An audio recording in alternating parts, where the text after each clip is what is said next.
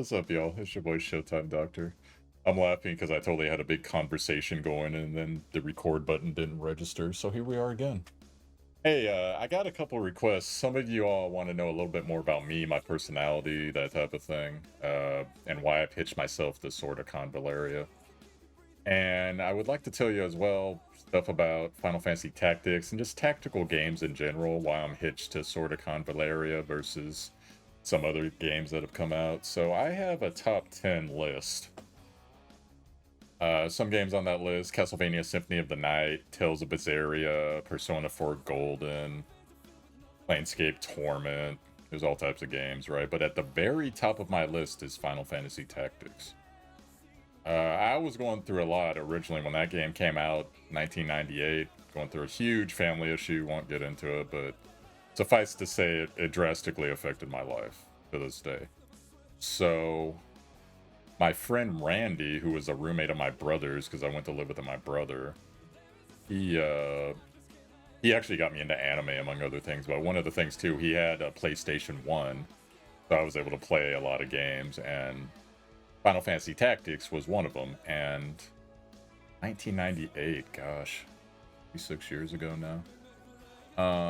And to this day, it's just remained my favorite of all time, game. I love the music. Hitoshi Sakamoto, who's also doing music for Sword of Convaleria.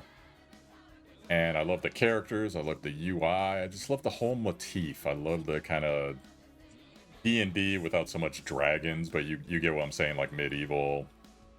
Love the characters, Thunder God Sid, all the different classes and upgrades, and just the stuff you could do with that game. And to this day, you can go back and you can do calculator runs. You could make Ramses his own class, whatever you want, and just phenomenal. Just great game, and I've played the heck out of that game. And so eventually, you're like, okay, what's next? And 1998 until now, yeah, there was a Tactics Advance too, but one of the things I'm also really into is story. I didn't like the motif where they were like, we're all children, we watch Final Fantasy, it's wonderful. Was this like Narnia? Like, I didn't get it. And so, storyline's very important to me. I didn't like the judge system. A lot of people will tell you that the actual gameplay was better than Final Fantasy Tactics 1. But it's like telling me the beef is better in another dish, even though I like the beef in the previous dish, but I like the whole motif. I like the flavors, I like the spices, and I didn't like the flavors and spices, even if the meat's technically better. So I didn't get the judge system. I thought that was silly. Like, why are there these dudes watching me fight? Okay, but it's a gimmick, I get it. That's fine. People liked it. You could stun the judges, I heard. Later, great. It's like, I bring a bunch of magicians to a battle and I can't use magic? Okay. And maybe like for a challenge mode or something, I get it, but the entire game? Okay, and so didn't get into that one. At the time, too, I didn't like that certain classes were locked behind certain races. I've forgiven that now that I've gone through gaming a bit more. I actually do like unique things like that a lot more now. But at the time, I was like, ew. So we all evolve as gamers, right? So then you look at, they had, I forget what year it was. It was somewhere in the realm of like 2017, 2018, maybe a little later. War of the Vision came out, the phone game. And that was, oh, it's the next Final Fantasy Tactics. And, you know, Square's just constantly collabing with itself and its old games, which is pretty funny. But if you look at it, the core of that game, it was the Alchemist Code. You know, like they had an Alchemist Code game, and they hired the guys that did that, and they basically pulled a J.J. Abrams copy paste. So it wasn't its own unique game with its unique motif. And Square at that point, and especially now, they became just much more of a corporate entity. If you know the history of Square, you know that they were originally a business, and what they were doing in business wasn't succeeding. So as a whimsical thing, like, okay, well, since we're screwed anyways, hey, let's go make this game. We'll call it Final Fantasy. It'll be the Final Fantasy of our company.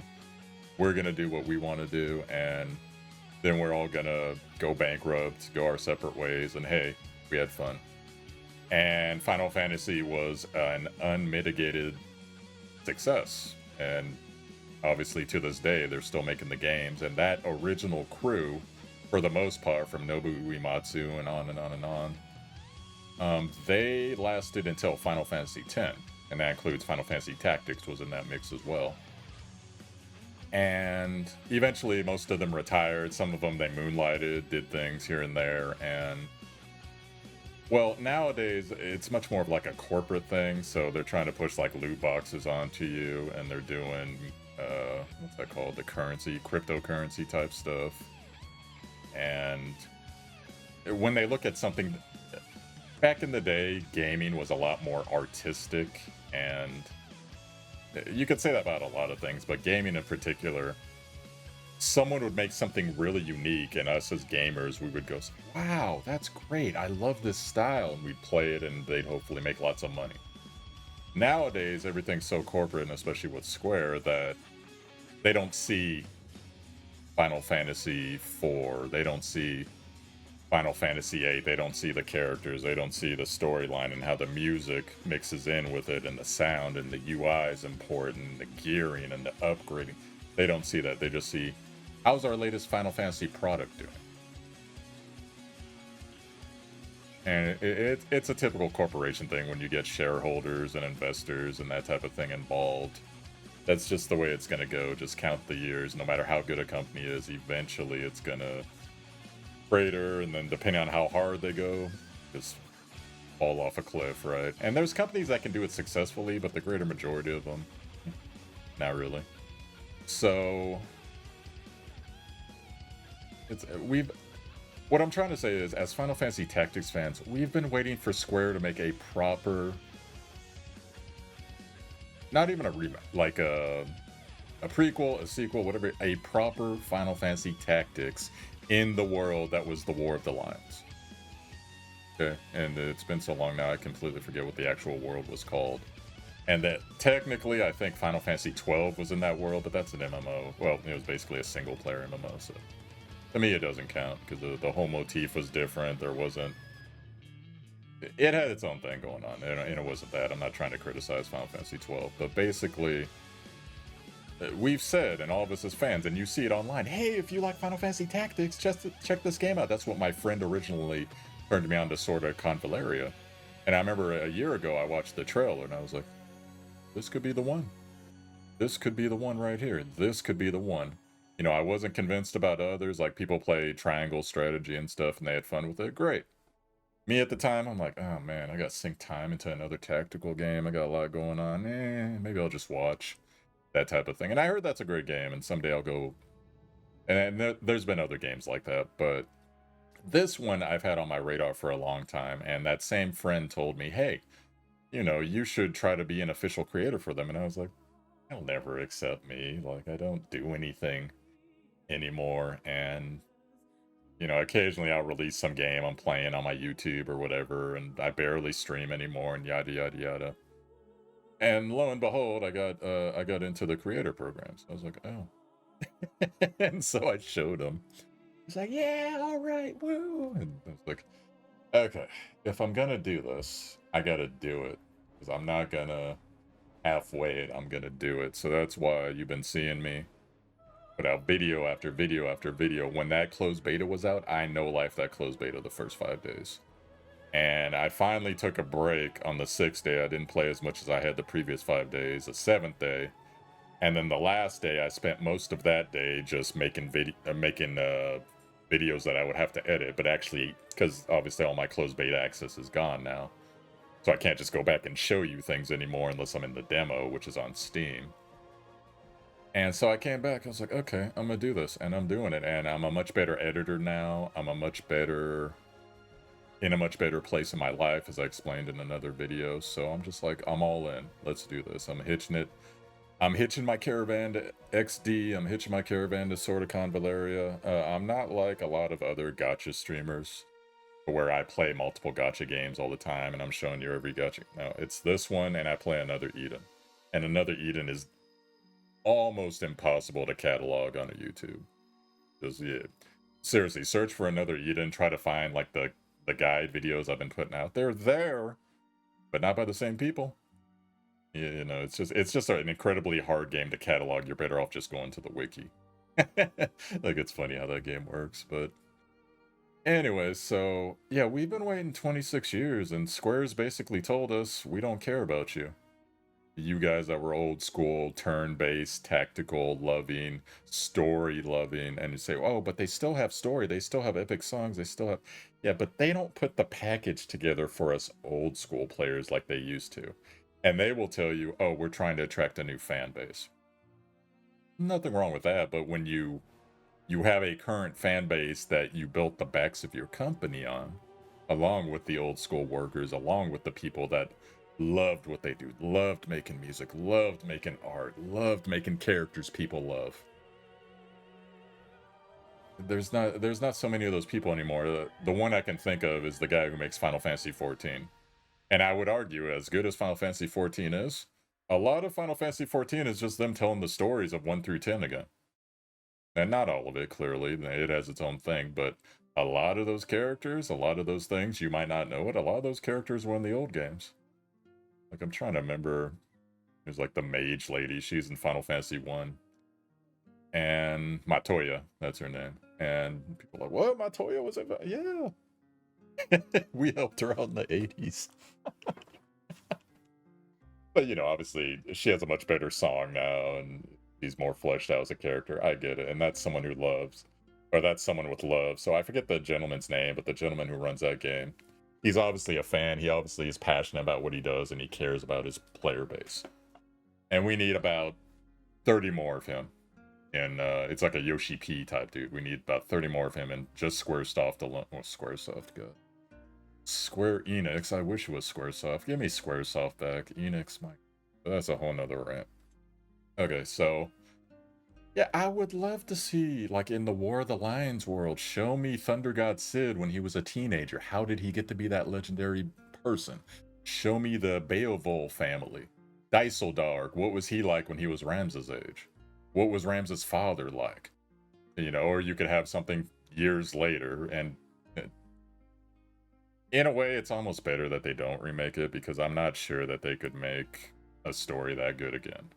They could probably, if they really want to, make the UI good again. They could probably get music. I highly doubt they'll ever top that soundtrack, to be perfectly honest. But Hitoshi's still around, and we got him for this game, so that's what matters. So when I invest in something, I'm more of an artsy, artist, story-loving, character-driven type of dude.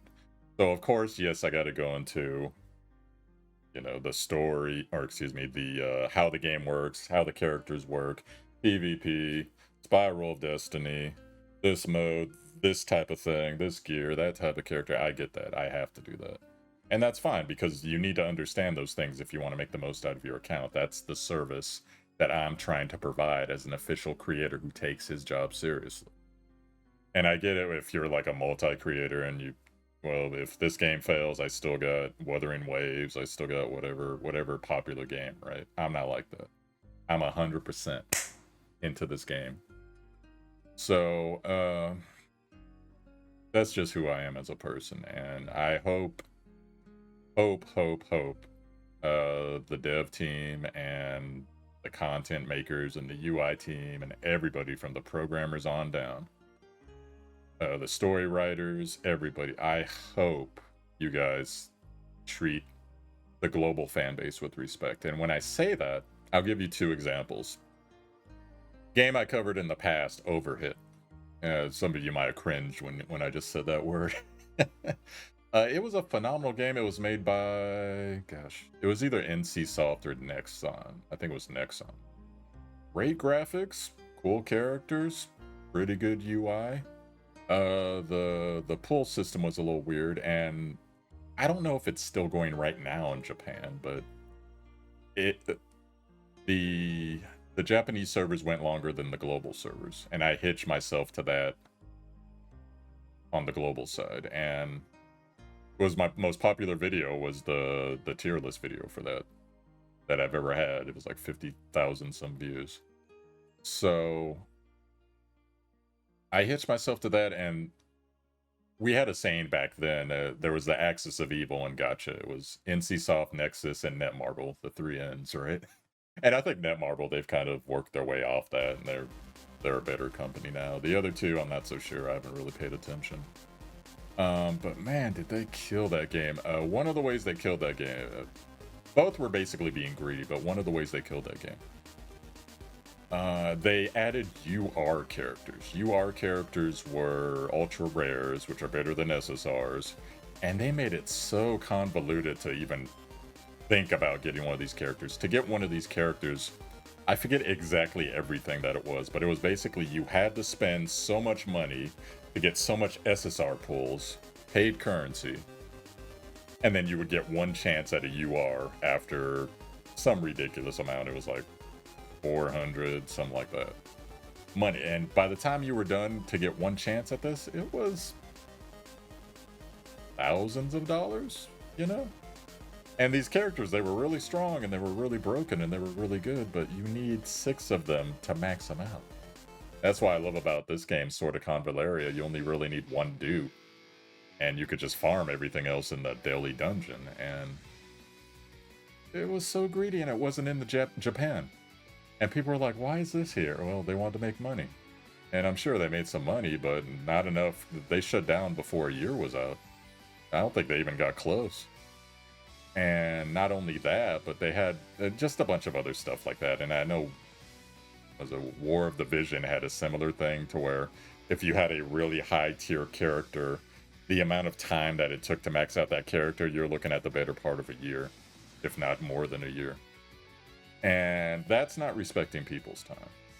So hopefully, another game that did it was Star Ocean. I forget whatever the other words were to the game, but it was the online version. And they did something similar. I don't remember exactly what it was, but I don't think it was as bad, but it was still something that's like, why is this in the game? Like, it's not in the Japanese servers. And once again, that was the thing where global closed down pretty quickly, but then the Japanese servers kept going. And who knows if that game's still going right now. But my point is, you treat your customers with respect, your customers give you money. Eventually, they might not give you as much money as you want, but you'll keep a good fan base. You'll keep the game running, and you'll make out longer. That's the difference between a game that runs a year and the game that runs most of a decade. So I hope upon hope, dev team, if you're watching this, please don't be. I understand you need to make money. I understand there needs to be stuff out there for people to whale. I understand that. And that's great, because there's people that make that choice. Like, I don't want to deal with all this. Click, click, click, done. I get it. Yeah, I get it. Because ultimately, almost everything in life comes down to time or money. You want to put the time in, you want to pay the money. It's just like if you're getting like a profession, right, but you're 10 years, there's 10-year veterans there already. Well, you could put the time in and learn and pay attention and network and try to figure it out, and hopefully someone helps you, or you could go online and be, yo, I'll throw $10,000 down for someone who can apprentice me in this skill, and I need to learn it ASAP. I get it. Yeah, I get it. Like, sometimes you just don't have the time to do things. And this game's actually pretty good as far as not wasting your time from everything I saw in the closed beta. Now everything's subject to change, hopefully. Most of the stuff we saw there is going to be improved and carried over, and it'll run near flawless, right? Near flawless, so... but that's where I am, and it's just been too long. So this is the one to me. This is the one. Now, I've seen a couple things where people are like, well, I don't like that. You know, in Final Fantasy Tactics, we could turn our character whichever way we wanted to at the end of their turn, and that this game doesn't have it. It's horrible. And to me, it's like, I get it, but at the same time, in Dungeons and Dragons, one round is 6 seconds, right? So you look at all the things, and I know it's not Dungeons and Dragons, but follow me. You look at all the things your character is trying to do, right? So let's say you take a Cole. Okay, Cole's gonna run a third of the way across the map, and has to have her daggers out, run up behind somebody, run up to the side of somebody, maybe pop a potion, maybe do like a prep skill, and then bam, bam, there's going to be the force and the blunt impact of either hitting the person back. You're going to back up, you're going to ready your weapons, you're going to be waiting for whatever their reply is going to be. That's about 6 seconds. It's like simulating the chaos of battle. So in a perfect world, yes, we could all just go around, we could punch somebody, we could instantly turn and know that their friend is right there, so we could block when they retaliate on us. But this is the chaos of battle, and there are multiple units on the battlefield. So if there's like 12, 15 people on the battlefield, you don't have time for frame perfect reactions like you're a UFC fighter or something like that. You're fighting multiple people. And even if you're an amazing fighter, if you're fighting like 3 or 4 people, all bets are off, man. Someone blindsides you, someone preps in action, someone casts a big fire spell. You really think you're just going to be ready for all that? So I actually kind of like that because there are like tanks and a couple other classes like the spearmen and stuff. They do have a chance, or in some cases they'll do it automatically at least once a turn. Well, they'll turn towards whoever's attacking them because they do have those instincts and they are hardened and they are trained. But you're expecting a caster to insta turn and block like a knife striker? No. I don't. I'm perfectly fine with that. Now, a lot of people are going to say that's going to make it or break it for them. I think that's actually a feature because you really got to think about where you're taking your character. And when you start to run away because you need to get away, if you're running from someone in real life, you're not going to run like the equivalent of 8 spaces and then turn back towards them, right? No. You're going to look at them and you're going to be like, I'm getting the heck out of here. And you're not going to turn back unless you know for sure they're going to attack you. And who knows, are they going to chase you? There's all types of chaos that's going to go on in that moment, right? So I don't see that as a big deal personally. I would also like to say, I feel like, especially if you made it this far in the video, we're kind of kindred beings, most likely, birds of a feather, in the sense that we like turn-based, we like tactical, so we automatically feel camaraderie because that's very much more of a niche kind of thing to be into. And of course, if you're a new player, welcome. If you got patience, this could be one of the funnest things you could do with your spare time. And there's all types of people in the world that love things like Dungeons and Dragons and other things that it takes time to do well, and you got to put some thought into it, and everything doesn't just happen. And so I'm really actually looking forward to meeting a bunch of you. And, we could share stories and experiences about games that we've played in the past, movies, animes, etc. And really kind of get along because, yeah, we know. We've been there, we saw it. And we could share those experiences. Oh, I love this part. Oh, I love that character. And man, this thing was great. If only they'd have done this, that, and the other thing. And yeah, I'm totally there with you. So I can't wait to meet more people like that. I've already met a couple of you in this community. Really enjoy, really appreciate the kind words I'm getting. And there's a flavor for you. This content creator community that we have here is great. They cover so many different avenues. And of course, all the big dogs are going to jump in. I saw Scion Storm. He used to be one of my old comrades in Knights Chronicle, the first game that launched my YouTube career. And that's actually the characters you see if you never saw that game. In my intro, those are Knights Chronicle characters I never forget. So they're always a piece of me, even if the game's gone now. It's resting in peace in the Gacha graveyard. I'm excited, and like I said, my friend, we're really excited to play this game. We're gonna approach it from different angles. I'm gonna do everything I can to help you get what you want, and it doesn't matter what it is. We might even have like a waifu husbando video or debate or something, and looking forward to doing some live content as well. The channel itself right now, for me, it's not currently monetized because I wasn't hitting the metrics the last couple years because obviously I wasn't really posting videos the last couple years.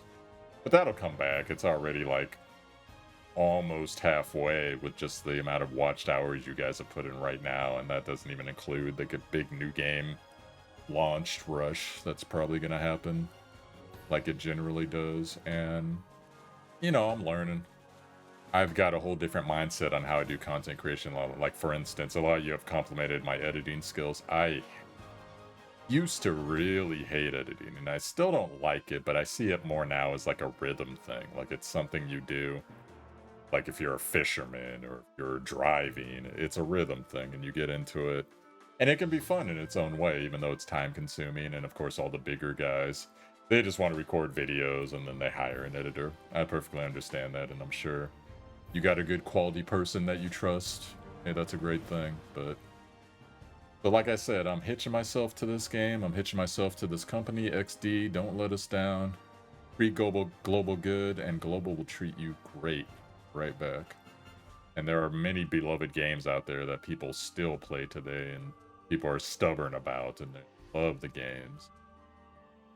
So hopefully this will be one of those games. It's going to lead us in the direction, and I really want to see what this team can do, because every snippet I've gotten so far, like I told you, my requirements for things I'm really into: story, music, UI, it's hitting them, characters, upgrade paths, different game modes. So if you don't like gacha, there's spiral, and just really fun stuff. And I'm very curious to see how this is all going to play out. I'm very, very happy, and I feel alive again, to be quite honest. Like, this was a part of my life that I didn't have, and now that I have it back, I see, oh, I like this. It's one of those things, you don't know what it is till you go back to it sometimes. And I'm just really grateful, really happy to be here, yada yada yada. I'll stop the grandstanding stuff, humble brag, quote unquote. So, if you made it this far in the video, thank you. My name is Showtime Doctor. You'll be seeing a lot more of me. You found my YouTube. Hit like and subscribe if you enjoy the content. And like I said, we're birds of a feather. Let's go. Let's get our account strong. Let's do everything we can to enjoy ourselves. And hey, we'll keep wasting time distracting ourselves until we're dead, right? So it's just a matter of find something that you enjoy, that you like, that you love. And if you're you might be a parent, you might be in school, you might have a job, whatever it is, I'm there to help you compartmentalize and concise the knowledge so that you know exactly what you're going to do with your limited time. If you're a whale, I'm going to go over the packs and stuff too. I haven't forgotten about you. So just a different mode of gaming. We'll go over all that. If you're a free-to-play player, I'm going to have an account that's just all epic and below units. So although there is a couch to that, because sometimes we all get a Mytha, so I'm gonna use Mytha because we all get a Mytha. Rui, well, I'll probably leave on the bench because you kind of have to use Mytha. And of course, there are times in the story where they basically force you to use the characters, and if you don't use them and something happens to them, you lose. So I get that. Then I'll use legendary characters, but otherwise, yeah, I'm pretty much, and it's kind of an advantage in that way, because now I can just pull on the regular banner and with that account and get 5 stars fairly quickly. So that'll be an interesting challenge. I look forward to that. Hope you got a different flavor of me. And that's it. Catch you again. Peace.